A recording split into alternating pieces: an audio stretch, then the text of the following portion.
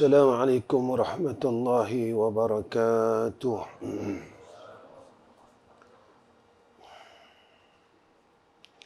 Alhamdulillahi rabbil alamin wassalatu wassalamu ala asyrafil anbiya'i wal mursalin wa ala alihi wa sahbihi ajma'in. Rabbi israh li sadri wa yassir li amri wa hlul 'uqdatam min lisani yafqahul qawli.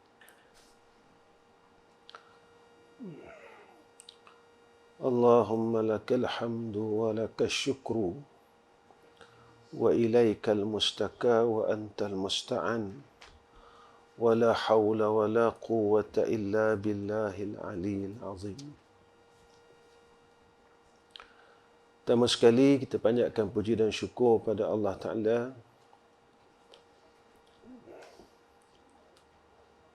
atas segala nikmat yang Allah kurniakan kepada kita. Mudah-mudahan nikmat yang dikurniakan kepada kita pada saat ini dan pada hari ini menjadi asbab untuk kita dapat berbuat baik dan berbuat taat pada Allah Ta'ala. Dan nikmat yang Allah kurniakan kepada kita ini menjadikan kita ini hamba yang bersyukur pada Allah Subhanahu wa Ta'ala.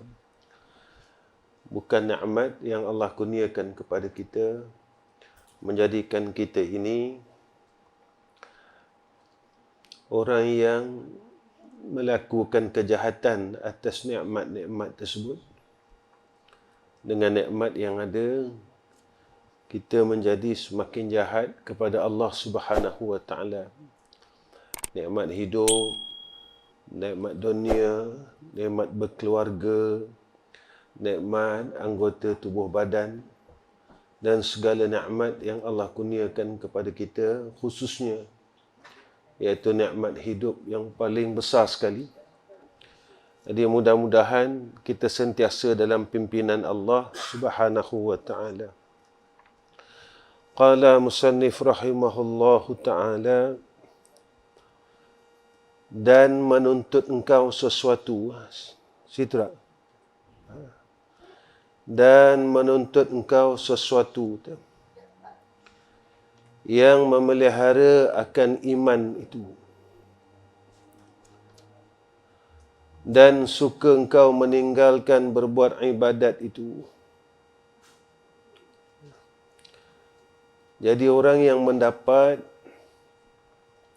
khalwah, rasa manisnya iman, jadi dipelihara daripada suka meninggalkan kebaikan, amal, ibadah dan taat dalam pemeliharaan Allah.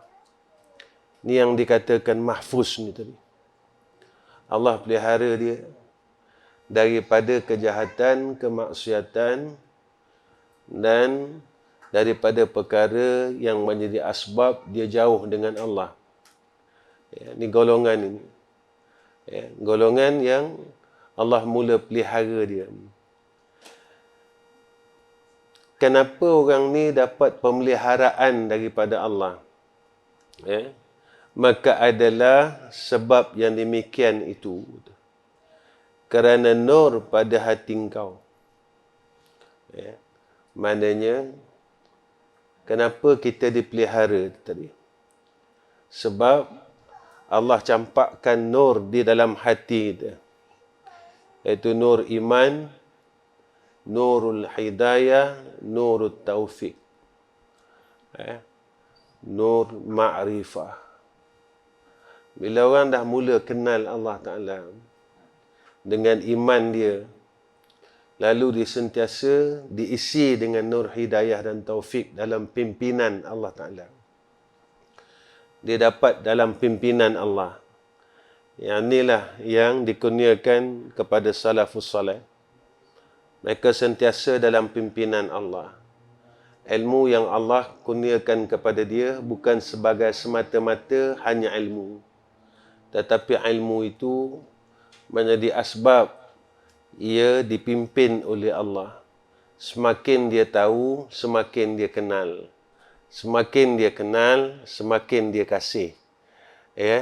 maka tatkala ia mula kasih. Ya.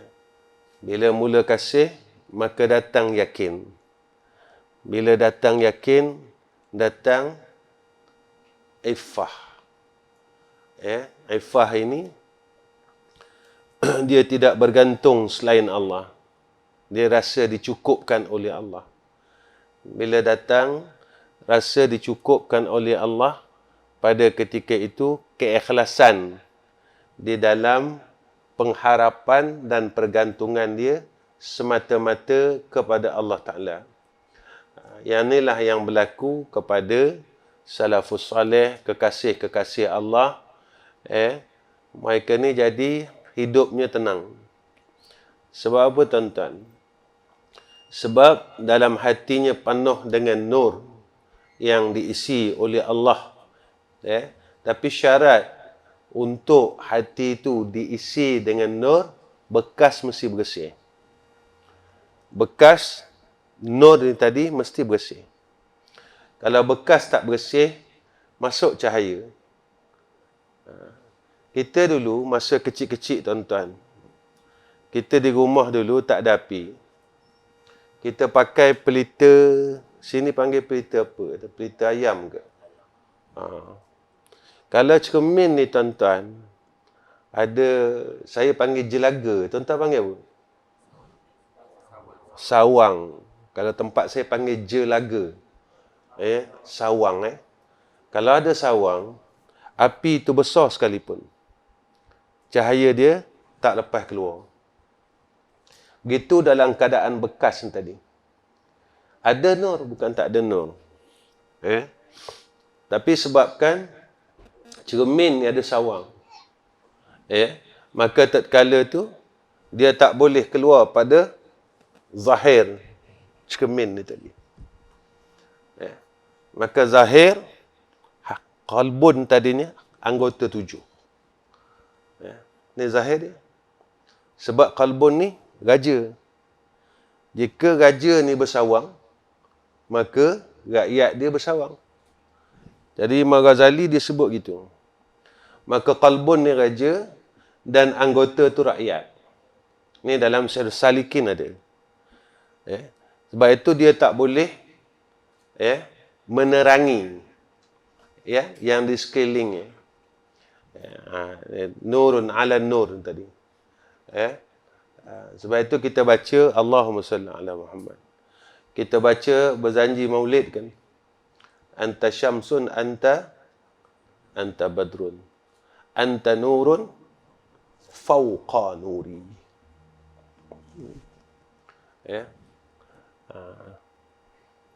Istilahnya ke mana pun dipijak kaki oleh Rasulullah menjadi anwar. Itu dia. Sebab apa tuan-tuan? Sebab kita nak cakap ini sekadar ilmu. Sudut adab dia sebenarnya tak boleh. Sudut adabnya kata Syekh kami tak boleh. Tapi dari segi ilmu pada ketika peristiwa Isra' dan Mi'raj,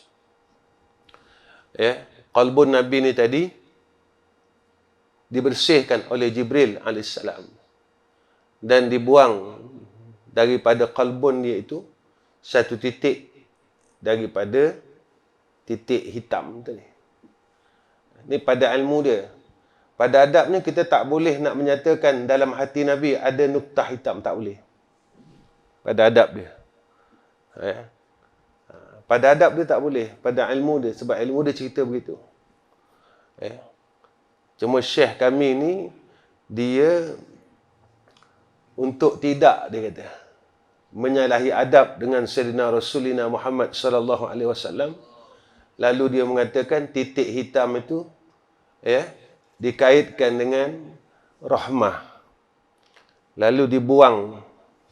Sebab Nabi ini tadi Allah sebut dalam Quran, wa ma arsalnaka illa rahmatan lil alamin. Bila sebut lil alamin ni, kalau dalam usul kita belajar, alam ini tiap-tiap perkara yang dijadikan oleh Allah nama dia alam. Jadi dibuang apa tahu? Dibuang ruang. Tidak ada rahmat bagi iblis tadi. Bagi menjaga adab. Bagi menjaga adab. Jadi bila sebut rahmatan lil alamin, seluruh kejadian, maka iblis pun dijadikan oleh Allah untuk menjaga adab. Ya. Jadi apabila bekas ni bersih, maka semua alam ni dapat rahmah illa iblis. Ya. Wa ma arsalnaka illa rahmatan lil alamin, seluruh alam mendapat rahmat. Ya. Dengan diutuskan Sayyidina Rasulina Muhammad sallallahu alaihi wasallam, illa iblis. Ini kalau kalam Syekh kami. Ya. Kerana pada kita nak meletakkan dalam hati Nabi ada kotoran, salah adab. Begitu juga tentang Sayyidina Adam AS. Bila kita nak meletakkan Nabi Adam buat salah adab. Kerana perkara itu telah ditakdirkan oleh Allah. Kenapa ditakdirkan makan buah khaldi?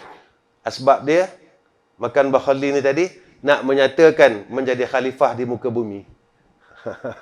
Jadi kalau telah ada, bukanlah salah. Tapi sebab ilmu dia. Ilmunya kerana buah khaldi ni tadi antara buah yang dilarang oleh Allah. Ni pada jalan ilmu dia. Tapi pada jalan adabnya, kita nak kata Nabi Adam salah, adabnya salah lah. Tapi pada perjalanan ilmu dia begitu. Maka dijadikan asbab itu, kerana apa tuan-tuan? Makan buah khaldi itu untuk menjadi asbab menjadi khalifah di muka bumi Allah. Itu dia. Ini dalam penjagaan adab. Sebab itu seorang hamba ni tadi, dia lebih kepada penjagaan adab itu sendiri. Penjagaan adab ni paling penting tuan-tuan.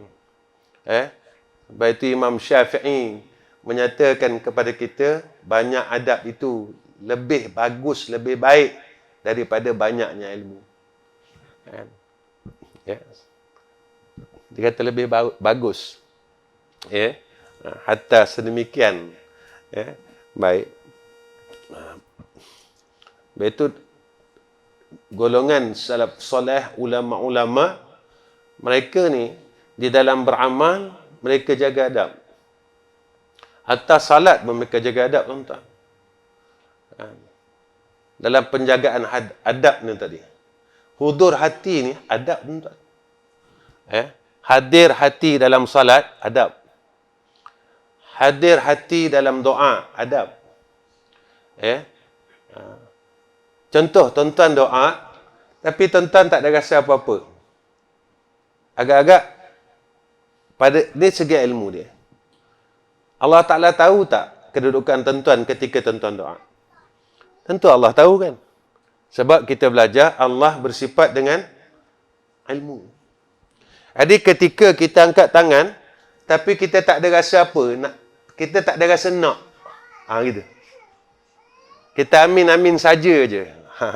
Amin tu amin sajalah. Tak ada harap, tak ada rasa nak dengan apa yang kita doakan. Jadi, pada pandangan Allah, kita ni nifak. Kita berpura-pura. Di dalam doa ni sendiri.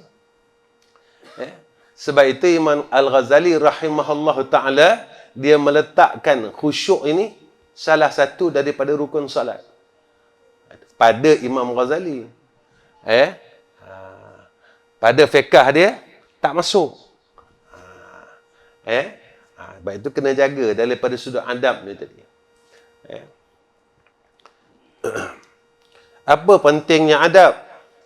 Ketika kita kuat menjaga adab.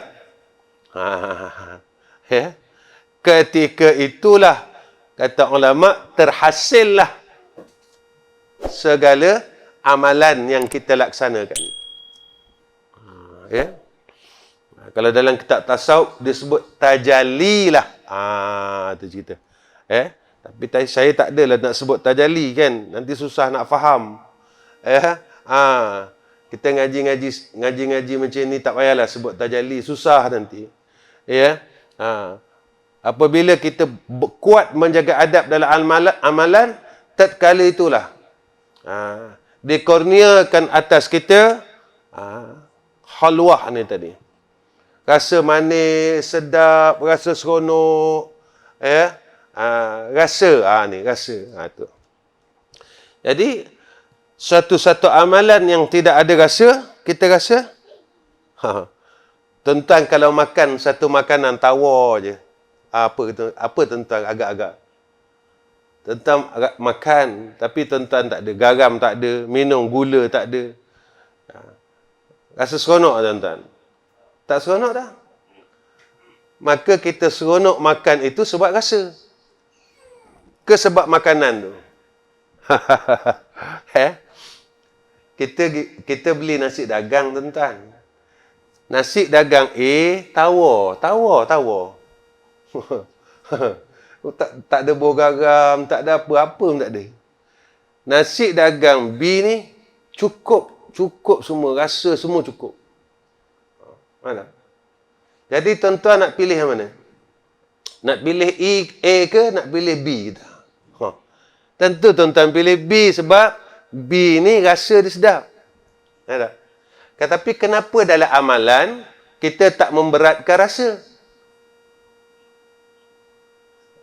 Tapi di dalam makanan kita memberatkan rasa. Adil tak kita dengan Allah, tuan-tuan? Ada. Jadi bertahun kita semayang, tak ada rasa. Jadi kita tak ada buat tindakan apa-apa pun. Bertahun kita puasa, puluhan tahun kita puasa, tak ada rasa apa-apa. Puluhan tahun kita zikrullah, tak ada rasa apa-apa. Puluhan tahun kita menuntut ilmu, tak ada rasa apa-apa. Puluhan tahun kita salawat, tak ada rasa apa. Tapi makanan kalau tak ada rasa, masa tu juga kita akan ketepikan makanan itu. Kita akan mula mencari makanan yang ada rasa. Tu. Itu yang bila kita fikir balik, aku tidak adil dengan Allah. Tak adil lah kita, tuan-tuan. Macam mana ungkapan Rabbana atina fid dunya hasanah wa fil akhirati hasanah wa qina azabannar. Mana kita tipu diri kita sendiri. Itu dia.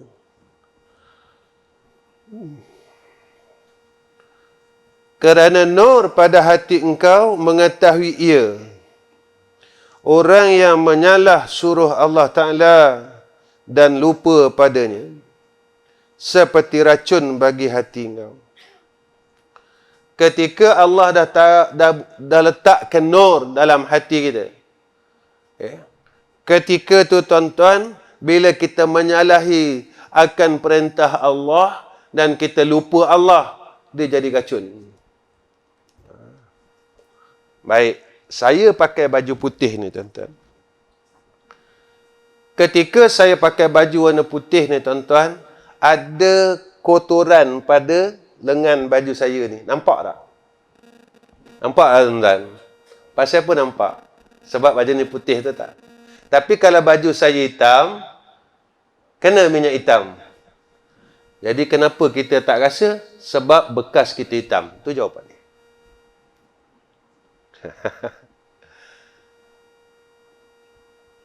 Jika hati kita penuh nur, datang benda salah.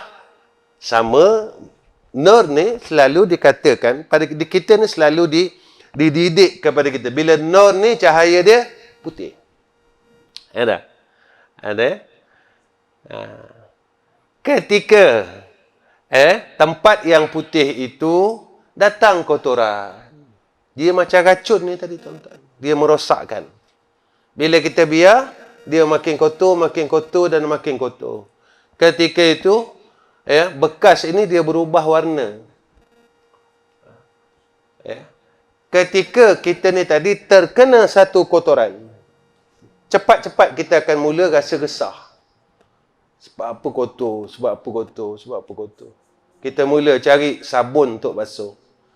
Kita mula cari air untuk bersihkan.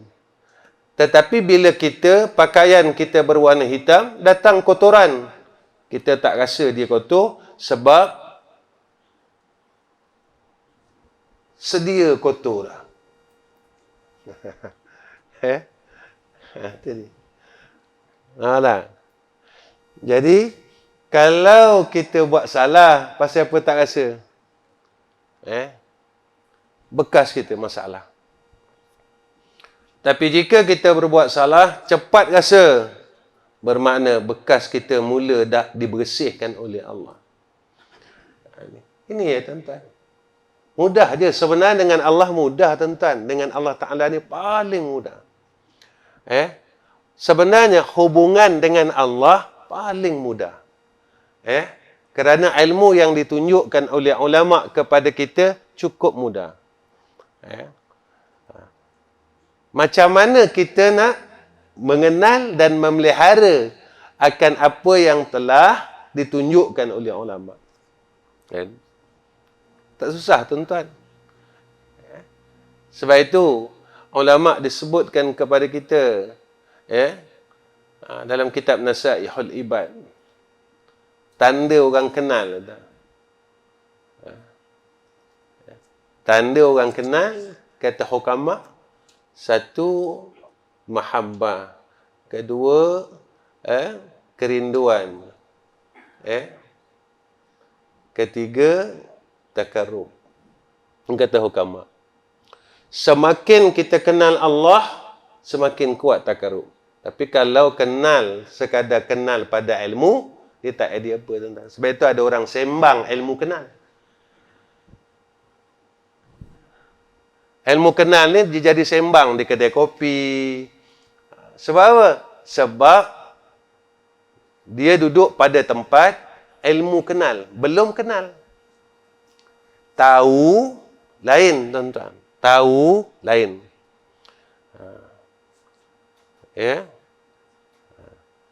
Tahu tak buat roti canai? Tahu. Pernah buat tak? Tak pernah. Bila tak pernah buat, tak pernah rasa. Maka ilmu itu dalam satu masalah. Mujahadah, satu masalah. Tahu lain. Tahu tu cerita lain. Tahu ni bab ilmu. Sebab itu dalam ilmu tauhid, diletak yakin ini beberapa peringkat. Satu, ilmu yakin. Kita yakin sebab ilmu yang kita ada. Kenapa kita yakin? Sebab kita yakin si pemberi ilmu ni tadi, sumber yang kita dapat, kita percaya. Baik. Tuan-tuan jumpa doktor. Tuan-tuan sakit. Tuan-tuan jumpa doktor. Dan doktor tu adalah doktor yang tuan-tuan percaya. Dia bagi ubat, tuan-tuan makan. Dengan kepercayaan tuan-tuan. Tadi, ubat ni tadi tuan-tuan kata bagus. Walhal doktor lain pun ubat yang sama ke. Tapi tuan-tuan kata apa? Saya rasi dengan klinik ni. Hak klinik ni tak rasi. Tak sesuai. Nampak tak? Sebab tuan-tuan tak percaya. Keadaan yakin ini daripada sumber ilmu yang kita dapat, kita yakin. Tetapi hanya menjadi ilmu, tidak kepada ainul yakin. Kenapa kita tak ainul yakin? Sebab kita tak amal dengan ilmu tu. Itu yang saya beritahu tuan-tuan. Dalam kuliah-kuliah sebelah ni pun saya ada beritahu. Tentang apa? Kita ada duit dalam poket 1,000. Kita yakin tak tuan-tuan nak pergi kedai makan? Yakin. Pasal apa yakin? Sebab duit ada 1,000. Betul tak tuan-tuan? Kalau tuan-tuan tak ada duit, tuan-tuan nak masuk tak kedai makan? Sebab apa? Tapi kita pegang rezeki dah telah dijamin oleh Allah. Ada tak yang menyalahi adat? Ada tak perkara yang berlaku menyalahi adat? Sewaktu kita ada duit, kita masuk kedai makan. Dan kita makan. Tapi duit kita tak pakai, tuan-tuan. Ada tak? Orang lain tolong bayar. Jadi ilmu dia macam mana ni?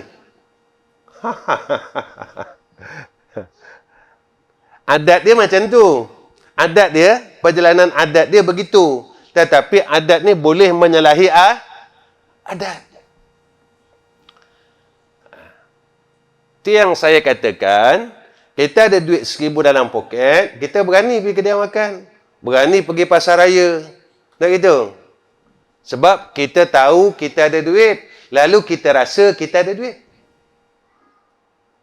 Kita belajar sifat wujud, kenapa kita dah tahu tak rasa? Kita tahu Allah bersifat wujud, tapi kenapa tak rasa? Kita tanya diri kita, bila masa kita rasa wujud Allah? Sembahyang maghrib tadi, rasa tak?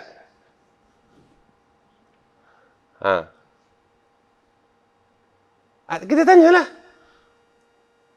Ada duit, kenapa rasa? Kita tahu tak ada duit dalam poket tuan-tuan? Tahu. Dan kita rasa ada duit. Lalu bila kita rasa ada duit, kita yakin. Nampak tak? Yakin. Belajar sifat wujud, tahu ada Allah wujud, tapi tak rasa wujud. Bila tak rasa wujud Allah, tak boleh yakin wujud Allah. Baik. Kenapa saya kata macam tu? Bila tuan-tuan jalan seorang-seorang, kenapa tuan-tuan yakin ada rasa hantu? Tuan-tuan pergi kubur seorang-seorang malam. Tuan-tuan rasa ada macam ada benda je sebelah lah. Kalau pergi ramai-ramai tak rasa sebab tuan-tuan rasa ada kawan. Nak? Kita pergilah kubur tengah-tengah malam. Nak pula kubur tu baru orang tanam orang mati kena bunuh. Masuk aja tanah kubur rasa dah. Lalu kita yakin yang ni hantu. Betul tak? Tuan-tuan rasa besar kepala dah. Tuan-tuan yakin masa tu yakin rasa tuan-tuan tu wujud orang ke wujud hantu tuan-tuan? Pengalaman. Kenapa kita boleh tahu ada jin? Dalam Quran pun disebut jin wujud tak? Wujud. Kita tahu, kita rasa, kita yakin. Kenapa pada Allah tak boleh? Ini masalah kita. Ilmu ada dah. Tahu ada dah. Begitu juga wujud, kidam, baqa, mukhalafah. Samalah tuan-tuan. Tahu. Ya, tahu. Tapi kita tak rasa. Lalu bila tak rasa, tak tahu. Allah ni bersalah-salahan pada yang baru. Tapi tak boleh rasa yang Allah ni bersalah-salahan pada yang baru. Itu yang kita letak selain Allah sebagai Tuhan. Itu yang kita letak selain Allah sebagai Tuhan. Kita belajar Allah bersifat qudrah. Tapi dalam satu masa, selain Allah lebih berkuasa. Ini masalah kita ni. Nah itu.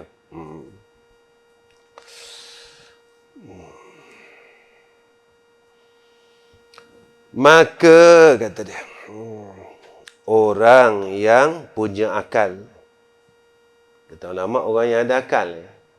Orang gila dia tak berang gini. Orang gila. Gila ni lah. Orang ada akal, maka dia gunakan akal ini untuk Allah. Ini orang ada akal. Sebab apa lah gitu? Sebab Nabi kata gitu. Nabi kata, Al-kayyisu mandana nafsahu wa amila lima ba'dal maut. Orang berakal, dia sentiasa lawan hawa nafsunya yang tak mau balik dengan Allah. Wa amila lima ba'dal maut. Dan dia beramal bagi barang selepas mati. Ini orang ada akal. Dia tak fikir alam ini. Yang dipikir, alam akan datang. Itu orang ada akal. Macam Nabi sebut macam ni. Besok kalau mati,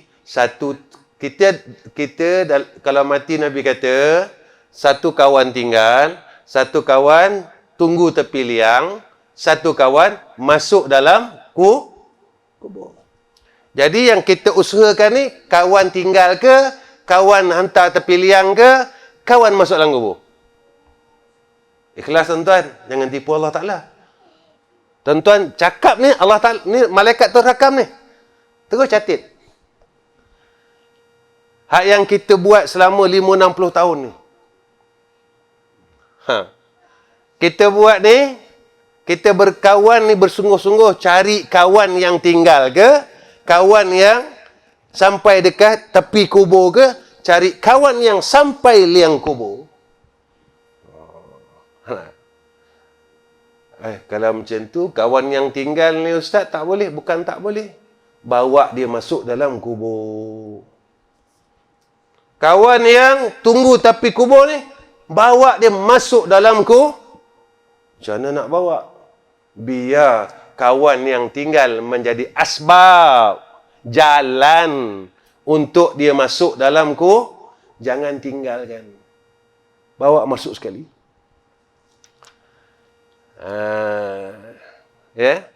Kawan kita yang sampai dekat tepi liang kubur, bawa masuk sekali. Macam itulah. Iaitu kawan yang kata Ibnu Athaillah Askandariyah, kawan yang menunjukkan kita kepada perkara kebaikan. Ini yang bawa masuk sekali. Menjadi asbab. Ya. Baik. Jadi janganlah kita sibuk kepada kawan yang kita nak tinggal, kawan yang hantar dekat liang, tapi kita tak sibuk dengan kawan yang nak masuk dalam liang lah. Rugi lah tuan-tuan. Rugi. Saya kalau saya cerita dia pun tuan-tuan perasan kot. Sekarang ni saya setiap bulan datang Kuala Terengganu. Bulan lepas tuan-tuan, matahari terbit, saya tangkap gambar. Lepas. Bulan ni pun saya tangkap gambar. Posisi matahari dalam dua gambar tu dia dah beralih tuan-tuan. Dia dah beralih. Saya tak tahu, tuan-tuan sedar tak sedar tahu? Dia dah beralih. Tuan-tuan, segi akal bila matahari tu terbit, dia mula beralih. Dia pergi mana tuan-tuan? Dia balik rumah ke macam mana? Dia terbit tu, dia beralih tuan-tuan. Maka dia beralih kepada sebelah. Dia mula beralih tuan-tuan. Beralih. Itu yang Nabi cakap, besok pintu taubat akan tertutup. Tutup pintu taubat ni dengan sebab apa? Sebab matahari terbit sebelah barat. Satu. Kedua, sebab apa pintu taubat tertutup bila nyawa sampai sini? Gar-gara. Jadi matahari dah mula beralih. Kita tak berhenti buat maksiat lagi. Matahari mula beralih, tapi kita masih dalam keadaan yang sama. Yang ni, apabila sampai masa matahari itu terbit pada sebelah barat, kita dah tak boleh buat apa tuan-tuan. Tak kala itu macam mana nak buat? Taubat dah tak boleh terima. Tak boleh terima. Maka pada ketika itu, amal kebajikan menghapuskan amal kejahat. Tapi kalau semayang sunat, ba'diyah, qabliyah pun tak boleh buat, macam mana nak hapus kejahatan tuan-tuan? Yang ni pun sekarang kita tak mampu buat, masa terbit besok lagi lah tak mampu, tahu tak? Kalau sekarang tak mampu, takkan masa terbit mampu? Kan? Kalau sekarang pun kita tak mampu baca Quran, takkan masa terbit mampu, tuan-tuan? Betul orang Melayu kata, ala bisa tegal biasa. Benda hak ghalib. Tak? Kalau masa belum terbit pun, kita tak mampu istighfar, bertahlil, bertasbih dan bertahmid. bagaimana keadaan masa terbit. Ya. Yang kita katakan, jangan sekadar ilmu menjadi ilmu, tetapi ilmu yang kita ada menjadi asbab untuk kita hampir dengan Allah. Baru ilmu tu tak jadi laknat. Ya. Kalau tak, kita sama dengan apa yang Allah sebut. Masalul lazina hummilut tawrata summa lam yahmiluha kamathalil himari yahmilu asfara. Lebih kurang, tuan-tuan. Ya. Tak lama dah, tuan-tuan. Masa dah tak lama dah. Dan tiada makan ia makanan yang ada padanya racun, jikalau manis dan nikmat sekalipun. Dan orang yang ada akal, dia tak akan makan makanan yang ada racun dalam dia. Maknanya orang ada akal, dia tak akan beramal salah, yang mana amal salah itu ada asbab ditolak oleh Allah. Ada. Jadi yang nak dibuang makanan ke yang nak dibuang racun, tuan-tuan? Racun. Ikan buntal. Tempat saya panggil ikan buntal. Sini panggil ikan apa, Muhammad? Buntal juga. Ikan buntal ni, orang yang pandai buang racun, dia boleh makan ikan tu. Ada. Tapi yang tak pandai buang racun, dia tak boleh makan. Jadi, yang nak dibuang bukan ikan, tuan-tuan. Yang nak dibuang racun. Apa racun dalam makanan itu? Makanan rohaniyah, bukan makanan jasmaniyah. Makanan rohani. Racun-racun. Maknanya, makanan itu jadi rosak jika ada racun di dalamnya. Maka amalan yang ada racun, yang boleh merosakkan amalan, yang boleh merosakkan amalan, yang boleh merosakkan salat, yang boleh merosakkan qiyam, yang boleh merosakkan Al-Quran. Jagalah. Jaga, tuan-tuan. Lepas itu, saya selalulah cakap perkara sama. Sepatutnya semakin banyak majlis ilmu, kita dapat melahirkan semakin banyak orang soleh. Sepatutnya. Daripada segi teorinya. Segi teori dia macam tu. Semakin banyak orang mengaji, sepatutnya semakin banyak orang soleh. Tapi kenapa semakin banyak majlis, semakin sikit orang soleh?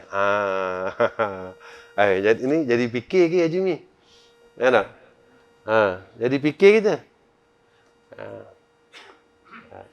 Jadi fikir. Itu dia. Sepatut dia macam tu lah, kan? Sepatut dia. Sebab apa? Nabi sebut dalam hadis begini. Nabi kata, satu majlis zikir.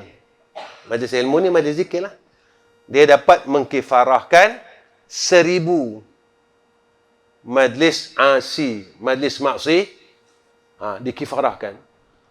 Kalau ikut, mana masjid tak ada majlis zikir? Maknanya, bala Allah tak ada, tuan-tuan. Sebab terlalu banyak majlis. Jadi, yang kita lihat pada hadis itu, sepatutnya, semakin banyak majlis itu, maka dikifarahkan segala mana terpadam, terhapus. Apabila banyaknya maksiat ketika itu, punca kepada turunnya bala Allah. Jadi majlis tu jadi apa? Ya ni. Baik. Itu saya pernah cakap dengan tuan-tuan, kita bukan nak khatam kitab, tuan-tuan. Khatam kitab mudah. Saya baca tu, khatam. Tapi kita nak khatam isi kitab.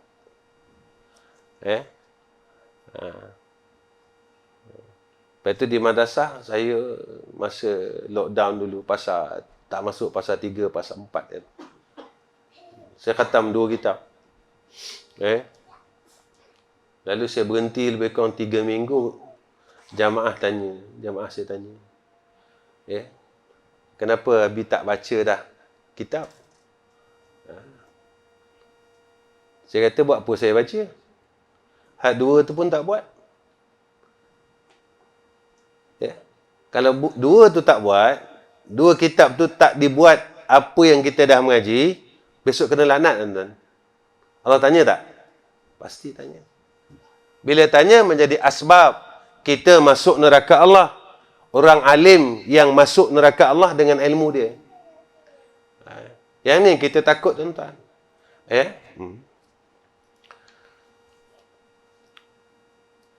Syahdan menunjuk sabda Nabi SAW bermula. Orang yang redha dengan agama Islam, redha dengan qadar dan qada dan ikhtiar Allah Ta'ala. Mana bila orang yang redha dengan agama, dia redha dengan takdir. Kena redha lah, tuan-tuan. Mesti kena redha. Macam mana lah kita tak redha dengan takdir?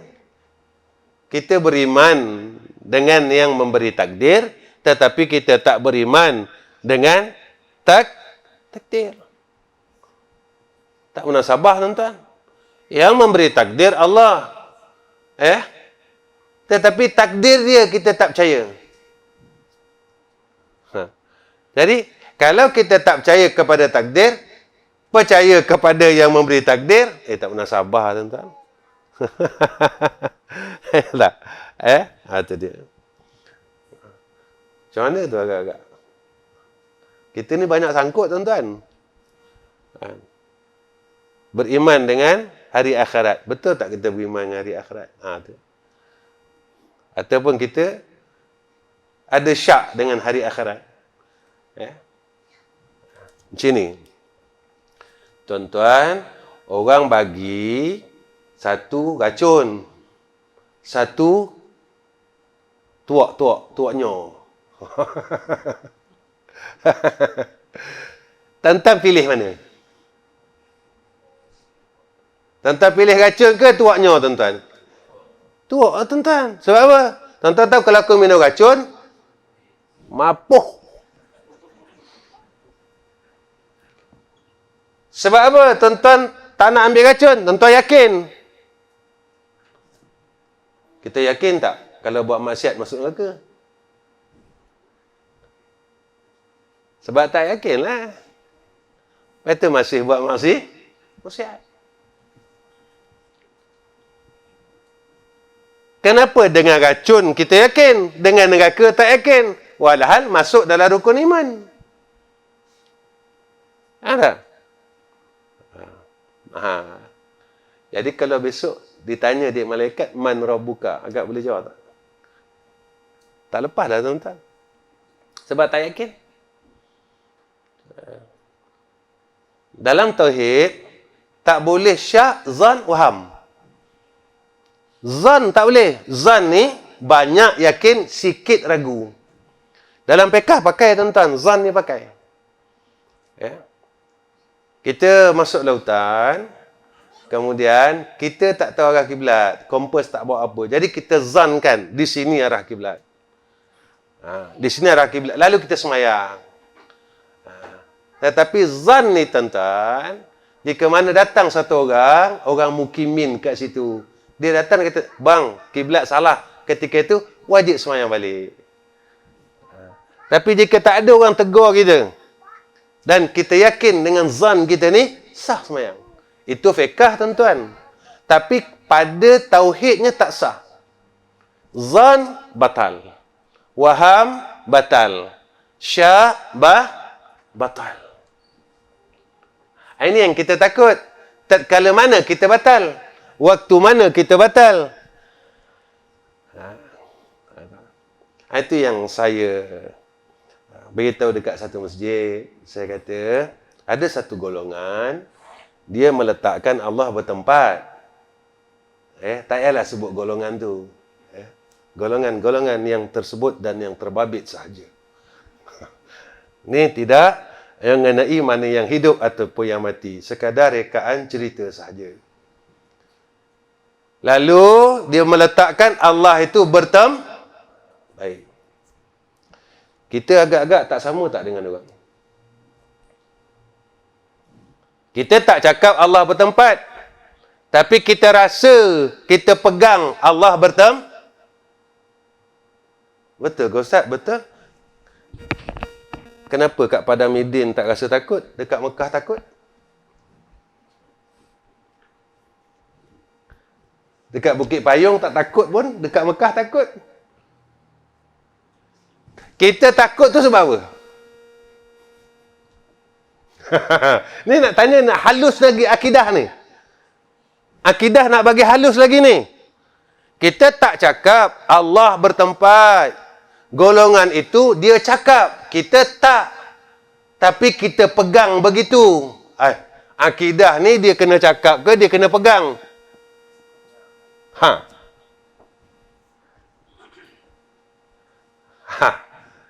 Tak sama tuan-tuan? Tak sama ke? Kita belajar Allah tak bertempat, Allah tak mustahil. Allah menerima tempat, Allah menerima masa. Kenapa kat Raudah doa elok-elok, sungguh-sungguh? Dekat sini tak ada sungguh-sungguh. Masa kat sana je, tempat sana je ada Allah. Macam sama je.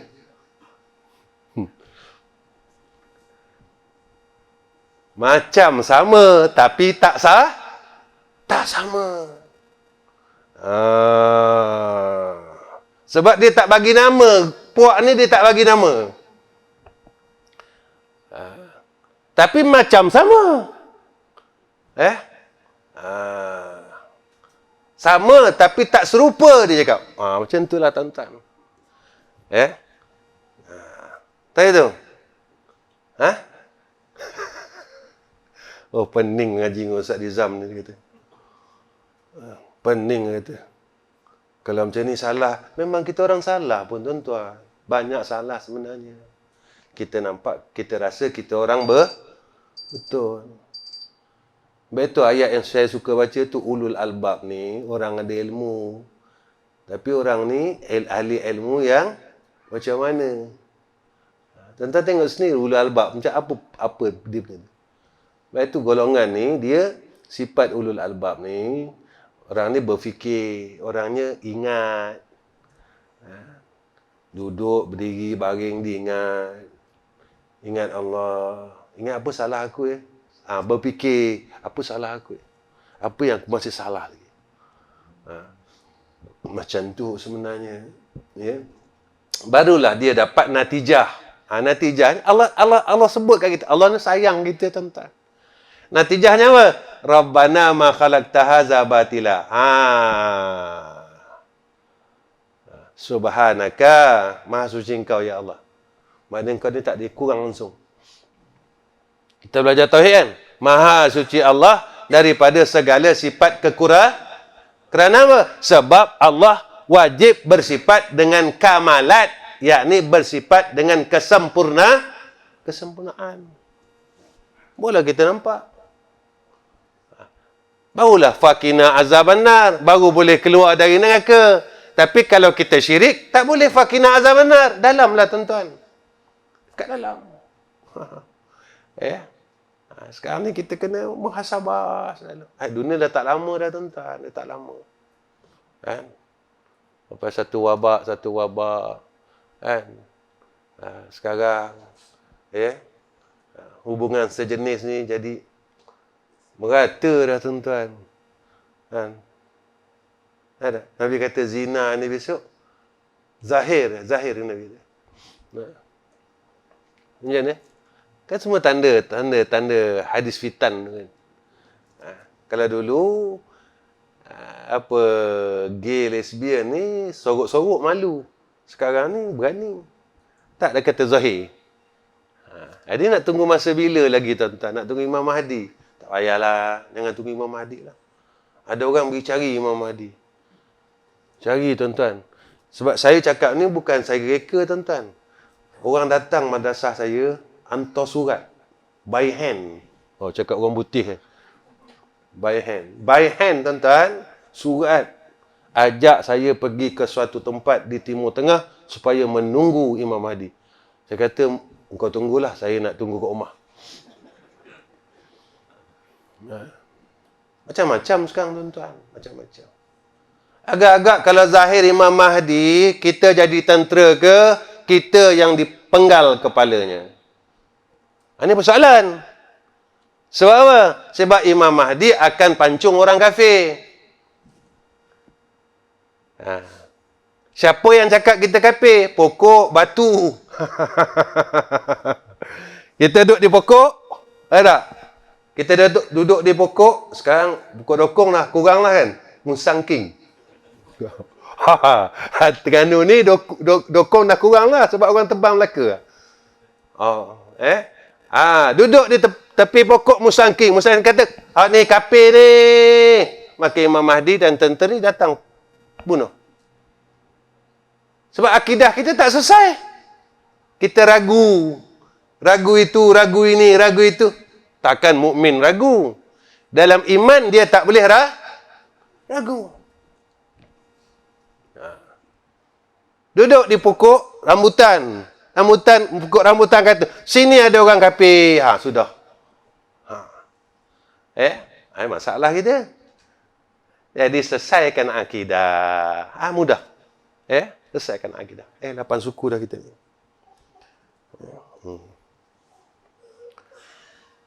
Dan firman Allah. Dah ya tuan-tuan? Cukup lah ya? Rasa macam lama dah tak? Rasa macam nak kiamat dah rasa. Dia kalau kita ngaji usul, ngaji tasawuf macam ni tuan-tuan. Dia yang sedap dia ngaji PK. Ngaji PK sedap. Dia yang jadi ngantuk ni, ngaji tauhid dengan ngaji tasawuf je ni. Mengantuk. Kadang-kadang dia buat tidur sebab dia, aku salah ni, dia buat tidur kata. Tak mengaku tuan-tuan, tak mengaku syirik tu. Tak mengaku syirik. Masih rasa beriman. Sebab tu tuan-tuan, benda akidah ni benda dalaman. Sebab itu kata Nabi, al-iman tasdiqu bil qalbi. Jadi orang sidik. Membenarkan. Tu. Benar ni duduk dalam, benarkan duduk sini tuan-tuan. Duduk sini, maka dia cuma jadi Islam, dia tak jadi mukmin lagi. Duduk sini, dia jadi Islam. Ketika dia duduk sini, dia dapat segala hukuk orang Islam. Dia dapat zakat, dia dapat tanam dia kurban Islam, mati disemayangkan, dimandikan. Tapi belum tahu mukmin. Ya ke Ustaz? Ya, Abdullah bin Ubay macam tu. Abdullah bin Ubay banyak kali syahadat tuan-tuan. Bukan sekali. Abdullah bin Ubay. Tapi dia tak tasdik. Ketika dia bersama dengan orang mukmin, dia kata, kita sama-sama. Kami beriman. Qalu amanna. Wa idha khalau ila syayatinihim. Qalu inna ma'akum. Bila dia bersama dengan golongan-golongan kafir, Allah letakkan syayatinihim. Dia kata apa? Qalu inna ma'akum. Kita sebenarnya, ini siap-siap kita belaka ni, kata dia. Nampak? InsyaAllah. Jaga iman kita. InsyaAllah. Sebab itu tuan-tuan, kalau dalam kitab Darus Samin, silap saya. Ada hadis di situ, Rasulullah suruh kita perbanyakkan suratul Ikhlas. Qul huwallahu ahad. Qul huwallahu ahad ni rajin baca tuan-tuan. Kalau ikut amalan ayah saya dulu, dia baca Qul ni hari-hari 1000 tuan-tuan. Tiap hari 1000. Itu amalan almarhum lah. Saya tak kuat tuan-tuan, saya tak kuat. Saya dah dapat 1000 sehari tu rasa macam penat sangat. Rasa macam sakit jantung. Rasa jantung tersumbat rasa. Habis 1000 tu. Wallah lamanya habis 1000. Jadi mereka orang dekat dengan Allah setiap hari 1000. Jadi tahqiq. Pada ketika itu kita mula yakin dengan Allah. Ya. Baik, setakat ini pertemuan saya dengan tuan-tuan. Dan tolong doakan, mudah-mudahan saya kira selesai dah kuliah saya di Terengganu. InsyaAllah saya 2 hari saya akan bertolak balik ke Selangor. Tolong doakan, mudah-mudahan kita datang balik saya selamat. InsyaAllah kita jumpa lagi. Ya. Kalau tak jumpa kat sini, kita jumpa kat sana lah. Ya. Kat mana Ustaz? Kita janganlah jumpa dalam neraka. Kita nak minta lah jumpa dalam syurga. Takkanlah minta jumpa dalam neraka, tuan-tuan. Na'udzubillah min zalik. Itu yang pertama. Yang keduanya, tolong doakan madrasah kita di Kampung Gemuruh ni. Mungkin tuan-tuan dah tahu semua kot. Ya, dah tahu. InsyaAllah kita akan buka satu madrasah di Kampung Gemuruh. Tuan-tuan tolong doa. Ya, dan Allah mudahkan urusan. Dan semua perkara. Allah permudahkan semua perkara insyaAllah. Sebab saya yakin, perkara yang ditakdirkan oleh Allah, pasti takdir itu telah disiapkan oleh Allah. Saya tak yakin macam tu. Saya tetap yakin macam tu. Perkara yang ditakdirkan Allah, pasti Allah telah siapkan takdir. Allah Ta'ala takkan biarkan kita. InsyaAllah. Saya minta doa je. Saya tak minta lain. Saya minta doa. Doa tuan-tuan. Baik, setakat ni. Wa akhir kalam. Assalamualaikum warahmatullahi wabarakatuh. Bismillahirrahmanirrahim. Alhamdulillah alamin. Wassalatu wassalamu ala asyrafil anbiya'i wal mursalin wa ala alihi washabbihi ajma'in. Allahumma inna nas'aluka imanan kamila wa qalban khashi'a wa yaqinan sadiqa wa yaqinan sadiqa wa yaqinan sadiqa wa dinan qayyima wa rizqan halalan tayyiba. Allahumma jammilna bil afiyati wassalamah wa haqqiqna bit taqwa wal istiqamah wa haqqiqna bit taqwa wal istiqamah wa haqqiqna bit taqwa wal istiqamah wa a'izna min mujibatin nadama innaka sami'ud du'a wa sallallahu ala sayyidina Muhammad wa ala alihi wa sahbihi wa sallam walhamdulillahi rabbil alamin. Taqabbalallahu minna wa minkum.